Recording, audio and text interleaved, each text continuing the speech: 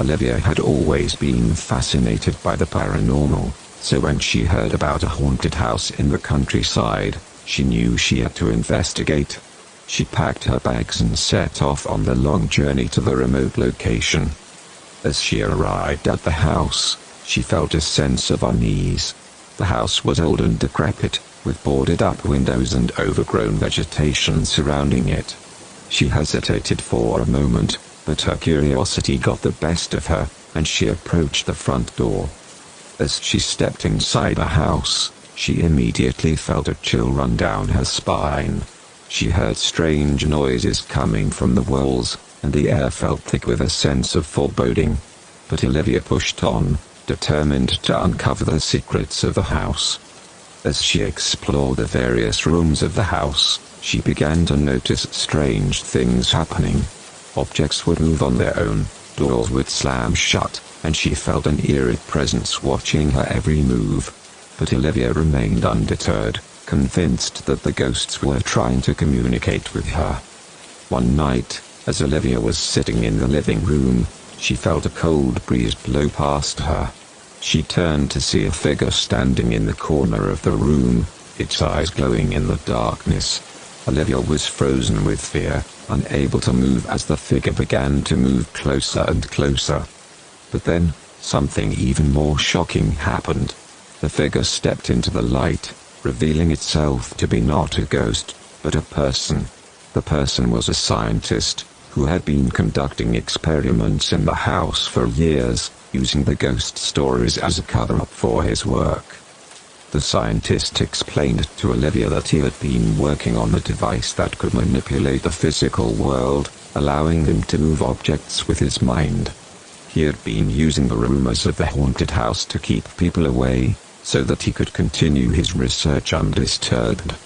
Olivia was stunned, realizing that the ghostly activity she had experienced had all been the result of the scientist's experiments. But then, the scientist offered her a proposition.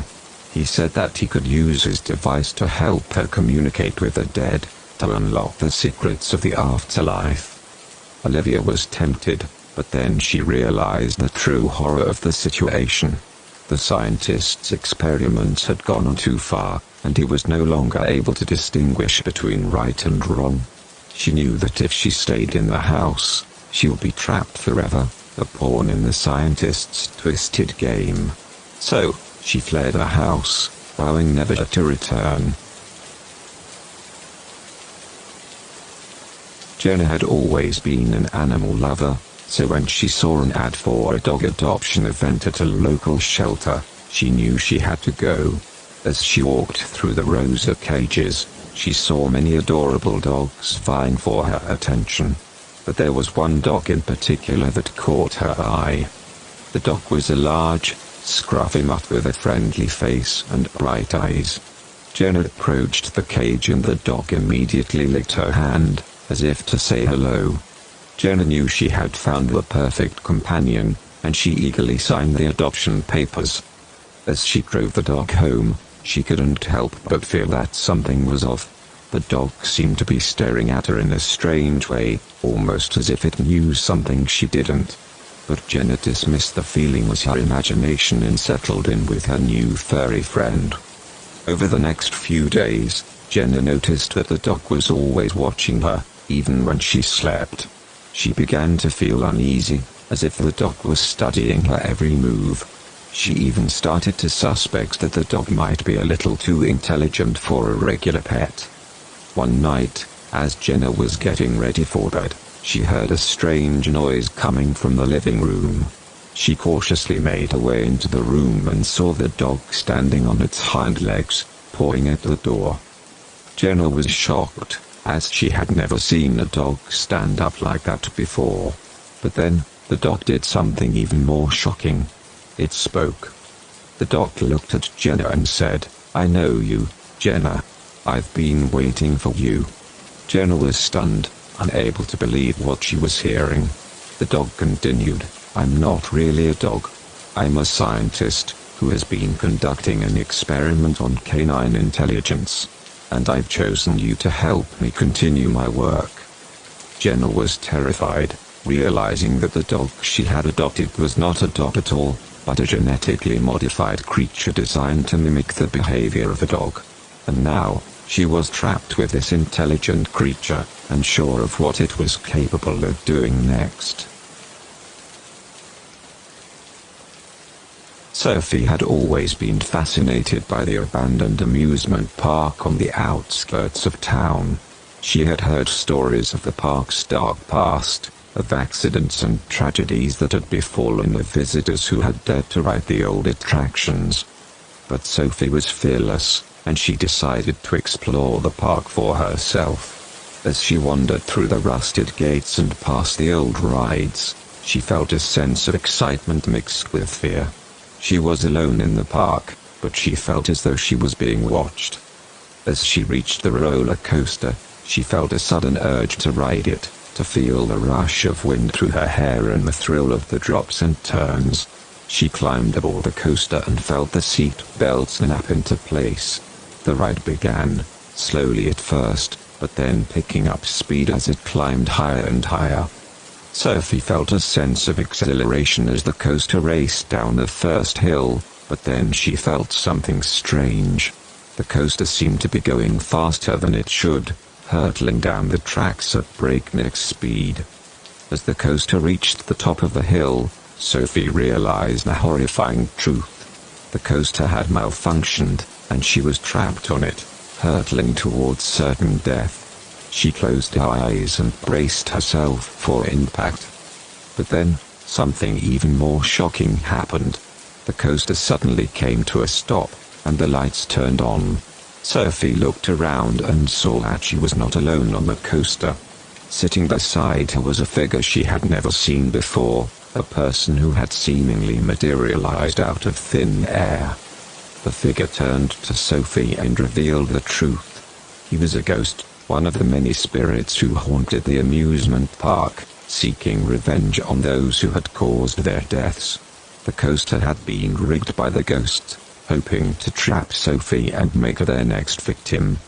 Sophie was stunned, but even more shocking was the revelation that the ghost sitting beside her was her own father, who had died in an accident at the amusement park years ago. He had returned as a vengeful spirit, hoping to lure Sophie into his trap and make her suffer the same fate he had.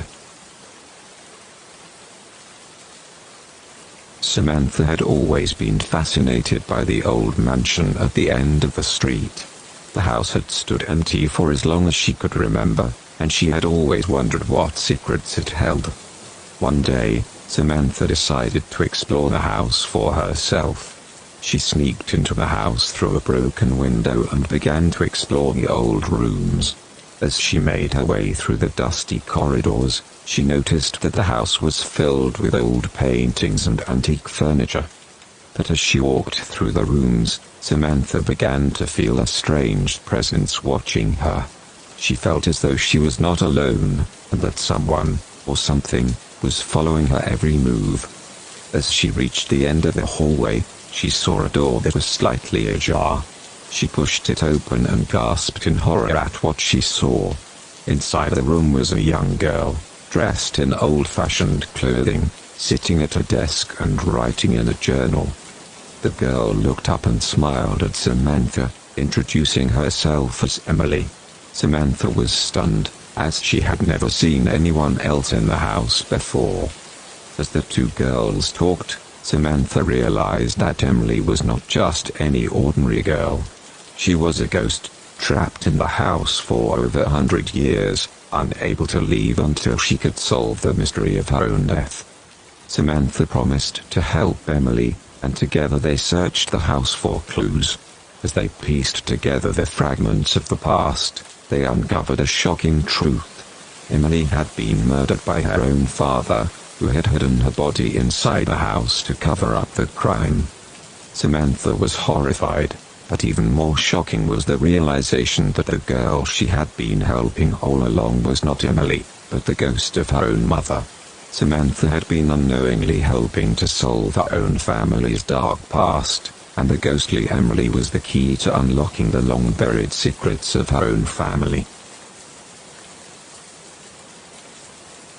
In a small village nestled deep in the woods, there was a house that stood abandoned for many years. The villagers whispered that the house was cursed, and that anyone who entered it would never come out alive. But one day, a group of curious teenagers decided to explore the abandoned house, eager to uncover its secrets. As they crept inside, they felt a chill run down their spines, as if the very air around them was filled with malevolent energy. As they explored the house, they found strange symbols scrawled on the walls, and mysterious artifacts scattered throughout the rooms. But as they reached the attic, they found something that left them frozen in terror. In the corner of the room was a small, old-fashioned television set, the kind that had not been used in years. But as they turned it on, they were shocked to see a video of themselves playing on the screen. The video showed the teenagers exploring the house, and as they watched in horror, they saw themselves as being stalked by a shadowy figure that they could not identify. The figure seemed to be watching them from the shadows, waiting for its chance to strike. As the video played on, the teenagers realized the truth. The figure in the shadows was not some supernatural creature or ghost, but one of their own friends, who had been hiding in the house and spying on them the entire time. Feeling betrayed and violated, the teenagers confronted their friend, who revealed that he had been secretly filming them for years, watching their every move and waiting for the right moment to strike. The revelation left the group shattered and traumatized, as they realized that the real horror had been lurking within themselves all along. The abandoned house was not cursed, but it had revealed a much darker truth about their own human nature. In a small town by the sea, there was a lighthouse that had been guiding ships to safety for over a century. The lighthouse keeper, an old man named George, had been tending to the light for as long as anyone could remember. One night, a violent storm swept over the town, and the waves grew so high that they threatened to engulf the lighthouse. George climbed the stairs to the top of the tower and tended to the light, as he had done so many times before. As the storm raged on, George heard a knock on the door. He opened it to find a young woman standing outside, drenched from the rain and shivering with cold. She begged him to let her in and offered to help tend to the light. George hesitated at first, but he saw the desperation in the woman's eyes and decided to let her in. As they worked together to keep the light burning, George couldn't help but notice that the woman seemed familiar. As the storm passed and the sun rose over the horizon, George finally recognized the woman's face. She was his daughter, who had disappeared many years ago and was presumed dead. Overwhelmed with emotion, George embraced his daughter, and they both cried tears of joy. But as they talked, George began to notice that something was off about his daughter. Her eyes were hollow, and her skin was cold to the touch. As the day went on, George realized the truth. The woman who had appeared on his doorstep was not his daughter, but a ghost who had been haunting the lighthouse for years, waiting for someone to let her in. George was filled with horror and regret for the mistake he had made. He had unknowingly welcomed a ghost into the lighthouse, and he had put himself and his daughter's spirit in danger. As the sun set over the horizon, the ghostly woman disappeared into the night, leaving George alone with his guilt and his memories.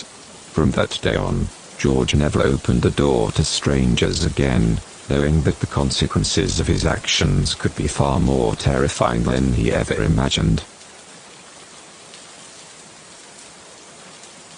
In a small, isolated village in the mountains, there was a legend of a mysterious creature that lurked in the nearby forest. The villagers warned their children to stay away from the forest, and no one dared to venture too close. One day, a group of adventurous hikers decided to explore the forest, despite the warnings of the villagers.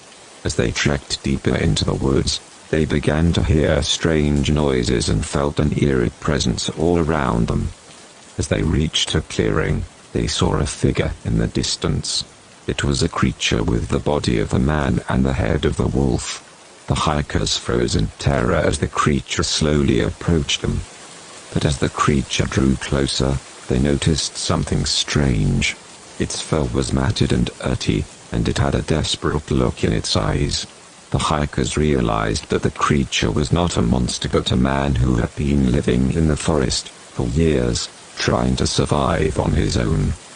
Feeling sorry for the man, the hikers decided to take him back to the village and help him reintegrate into society. They cleaned him up, gave him clothes, and introduced him to the villagers. The man, whose name was Simon, was welcomed into the village with open arms. He was given a job at the local lumber mill and quickly became a beloved member of the community. But as time went on, strange things began to happen in the village. People started to go missing, and there were reports of strange howling noises coming from the forest at night. The villagers began to suspect that Simon was not as he seemed, and they accused him of being the culprit behind the disappearances. Simon denied the accusations, but the villagers were convinced that he was responsible for the crimes. One night, a group of villagers decided to take matters into their own hands and confront Simon in his home. But as they burst into his cabin, they were shocked to find something they could never have imagined.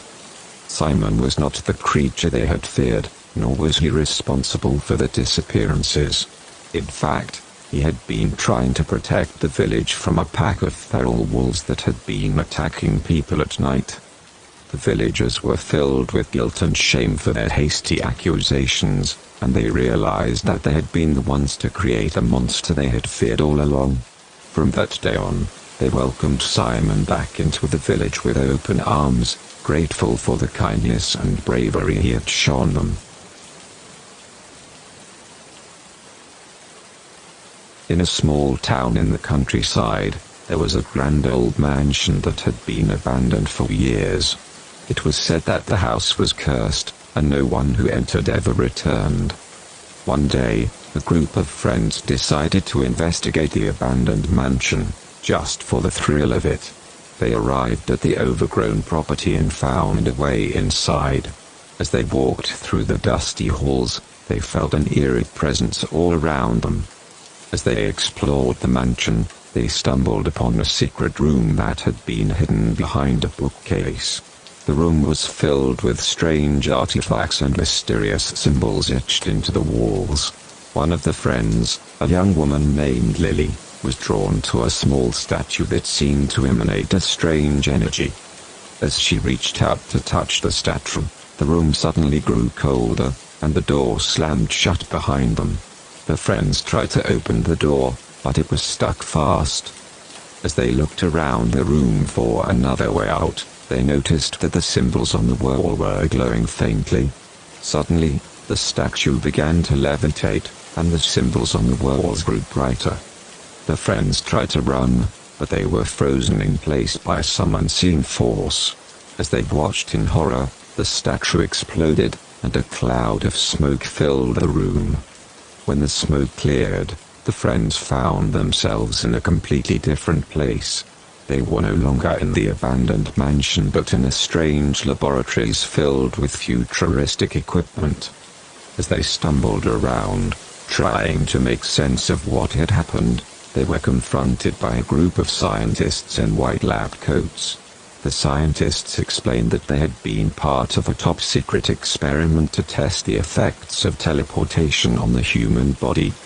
Lily realized that the curse of the mansion had been an elaborate cover-up for the experiment, and they had unknowingly become test subjects. But as the scientists prepared to send them back, Lily noticed something strange. One of the scientists was wearing a necklace with the same mysterious symbol as the one in the secret room. With a sudden burst of clarity, Lily realized that the experiment was not what it seemed. The scientists were not testing the effects of teleportation but were trying to harness the power of the mysterious statue to create a new form of energy. Lily and her friends knew they had to stop the scientists and destroy the dangerous technology before it was too late. With the help of some unlikely allies, they were able to escape the laboratories and destroy the machine. As they emerged into the bright sunlight, Lily realized that the curse of the mansion had been lifted, and she and her friends had become unwitting heroes in a dangerous game of science and power. In a small town in the middle of nowhere, there was an old abandoned asylum that had been closed down for decades. It was said that the spirits of the patients who had died there still haunted the building, and no one dared to go near it. One day, a group of friends decided to explore the abandoned asylum, just for the thrill of it. They arrived at the dilapidated building and found a way inside. As they walked through the halls, they heard strange noises coming from the rooms and felt an eerie presence all around them. As they entered a particularly dark and creepy room, they found an old journal lying on the floor. Curious, they picked it up and began to read it. The journal was written by one of the patients who had been locked up in the asylum many years ago. It was filled with terrifying stories of abuse and neglect, and the writer had clearly been driven to madness by their experiences. Suddenly, they heard footsteps approaching, and they hid in the shadows. But it wasn't a ghostly figure that appeared, it was a man dressed in a security guard uniform. He asked them what they were doing there and told them that the asylum was now being used as a storage facility for a nearby company. Feeling relieved that they weren't in danger, the group of friends thanked the security guard and began to leave.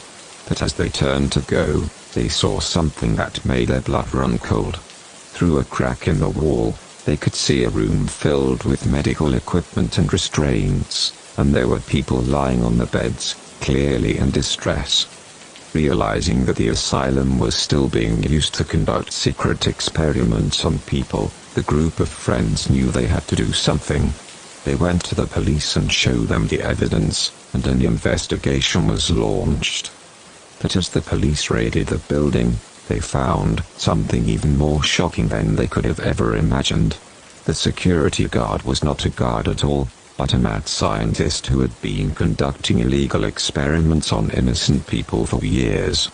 He had been using the abandoned asylum as a cover for his horrific work, and the company that supposedly used the building for storage was actually a front for his experiments.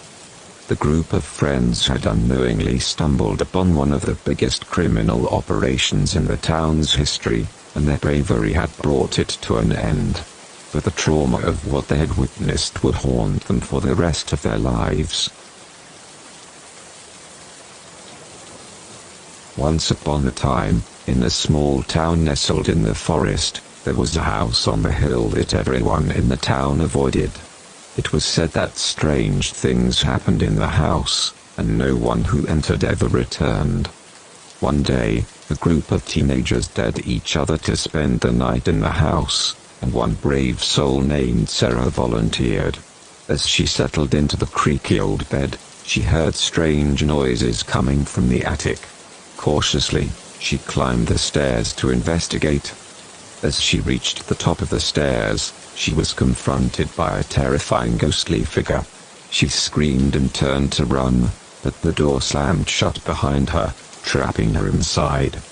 Sarah tried desperately to escape, but the ghostly figure was relentless in its pursuit. As she backed away, she felt her hand brush against a hidden lever on the wall. In desperation, she pulled it, and the wall behind her slid open to reveal a hidden passageway. Sarah ran through the passageway, with the ghostly figure hot on her heels. But as she emerged on the other side, she was shocked to find herself standing in high-tech laboratories filled with computer screens and scientific equipment. As the ghostly figure appeared once again, Sarah realized that it was not a ghost at all, but a highly advanced hologram. She turned to face the scientist who had been controlling it all along and demanded an explanation. The scientist revealed that the house on the hill was actually a top-secret research facility, and the hologram was part of an experiment to test the human response to fear. Sarah had unknowingly become a part of the experiment, and her reaction had exceeded all expectations. But as Sarah tried to make sense of it all, she heard a loud explosion coming from the laboratories. The scientist had accidentally triggered a catastrophic chain reaction, and the entire facility was about to be destroyed. Sarah had to act fast. She sprinted through the laboratories, dodging debris and avoiding flames, until she reached the emergency exit. With seconds to spare, she burst through the door and tumbled out onto the grass outside. As she looked back at the burning laboratories, Sarah realized that the terrifying experience she had just been through was all a carefully orchestrated illusion. And with a heavy heart, she wondered how many other innocent people had been unknowingly subjected to the same experiment.